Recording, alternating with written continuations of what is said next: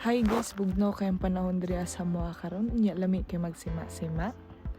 Karon kay nakakita ko ani nga mga kuan sa kusina ato ani eksperimentuhan. Ops, ayaw lang maiba siya mo rolling pin ha kay wa milaay magamit. O ang procedure mag sugod diri na lukot-lukot, tuslo-tuslo o ituyok-tuyok sa breadcrumbs. And then nahumanan ako ubuhat no. Karon manghugas sa ta. Kaya ato asang hugasan ang mga gipang gamit kaya aron dili hugaw ang kusina. Ayan, hugas. Well, nagahulat pud ta nga moinit ang mantika nga ato ang lutuan sa ato ang gibuhat. At that time wala pa man naluto so wala pa niinit o taron sa.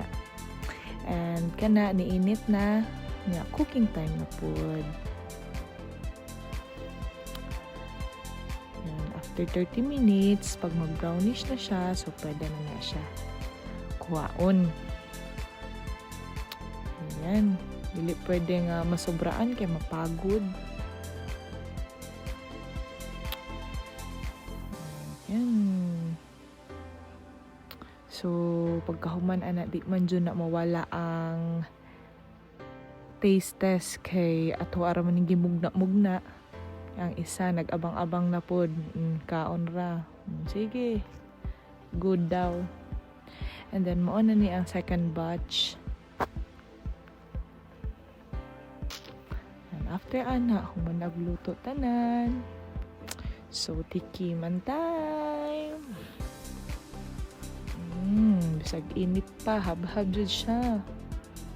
Habhab et. Pasok-pasok ang dila no. Karon butangan na to ketchup be kung mas better ba siya kung na-jud ketchup.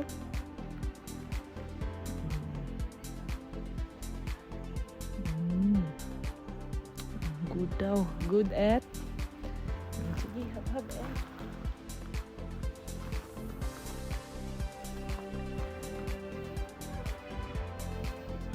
Kaya nagimugna-mugna. Radyo na ako nino. Adyo ko kabalo sa pangalan ani akong giluto.